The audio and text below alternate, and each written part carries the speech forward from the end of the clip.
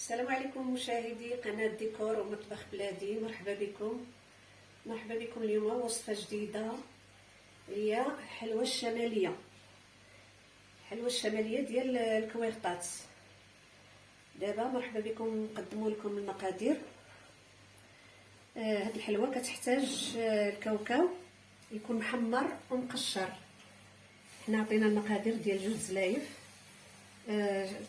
هذا هو القياس، 2 زلايف وزلافه ديال السكر كلاصي مع مراش، وبغينا نزيدو فيها اضافات اللوز محمر القشور ديالو غادي نطحنوه، والزنجلان حتى هو نص زلافه محمر حتى هو غادي نطحنوه، وشويه ديال الملحه، معلقه كبيره ديال القرفه، وكاس كبير ديال الزيت مع مرش، لان الزنجلان غادي يطلق الزيت هو واللوز.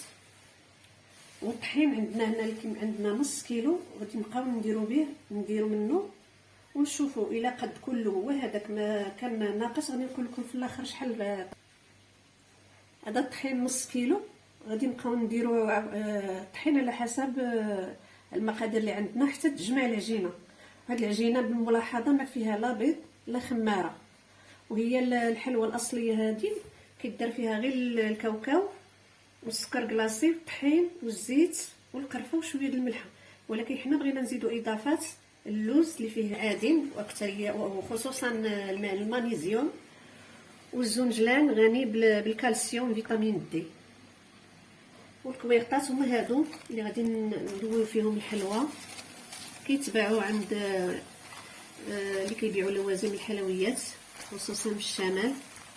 كون معنا تابعوا الفيديو حتى نطحنوا الكاوكاو واللوز والزنجلان ويبقوا يتعجنوا مزيان، ونرجعوا معكم.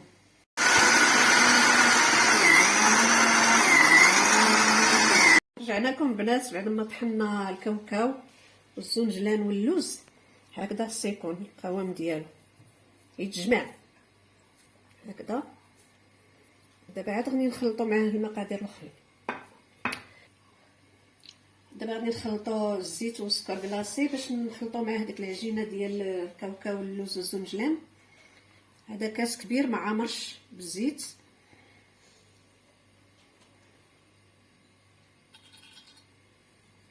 هو نفس الكاس اللي عبرت به السكر كلاصي.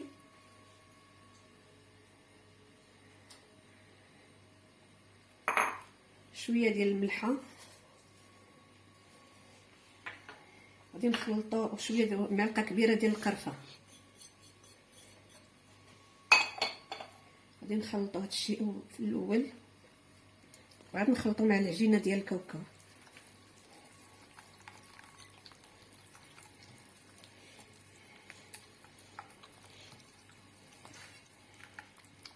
خلطنا باش ما يبقاوش دوك الحبيبات ديال السكر كلاصي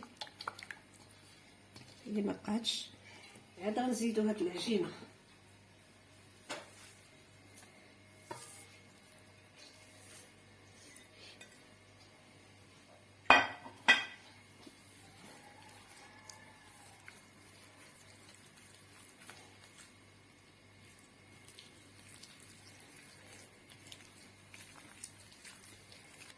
غنبداو نديرو الطحين. حنا عندنا نص كيلو ديال الطحين، وغادي نشوفوا شحال غادي يقطع باش نقدروا نديروه كله ولا لا، على حسب العجينه.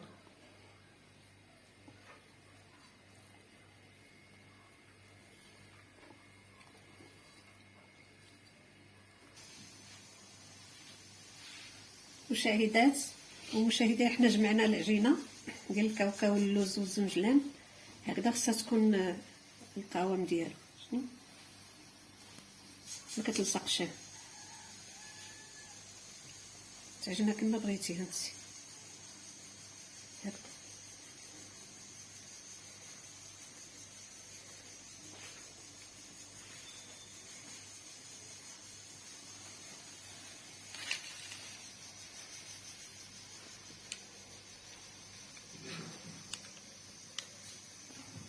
حنا صوبنا الطاوه الاولى، غادي نديوها للفران، وملي تخرج نوريها لكم. هانتوما المشاهدين ديالنا، حنا خرجنا الحلوى من الفران، هانتوما شوفوا واخا ما فيها لا ولا خماره لابيض، هي باش كتشقت. هذا هو الطياب ديالها، كيجي زوين هكا مذهب، ما تكونش محروقه من التحت ولا من الوجه. دابا راه خليناها بردت، وغادي نرشوا عليها السكر كلاصي، وبلا ما تقيسوها بيدكم لان الا قستوها غادي تفرتت حتى تبرد.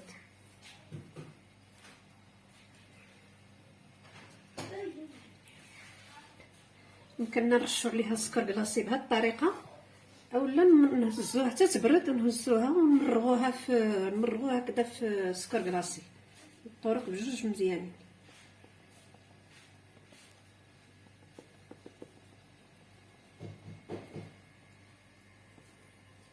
نقدروا نديروا حتى هاد الطريقه هكذا، نحطوها في وسط السكر كلاصي حتى تكون بردات، عاد نديروها في السكر كلاصي. الا زيتوها سخونه غادي تفرتت.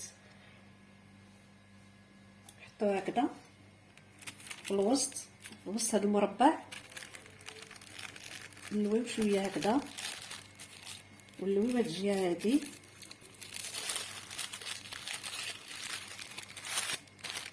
نلويو هنا 2 مرات.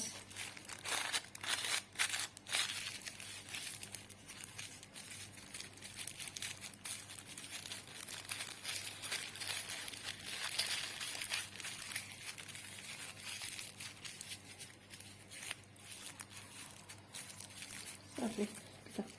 نزيدو الثانيه.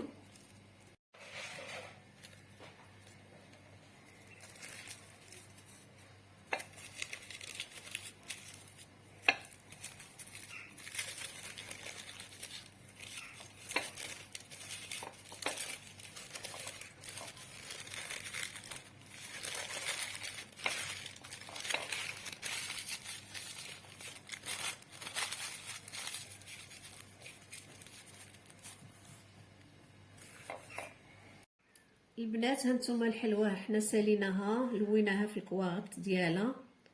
شو كي جات زوينه، حتى المذاق ديالها جا زوين. غير جربوها ما غاديش تندموا.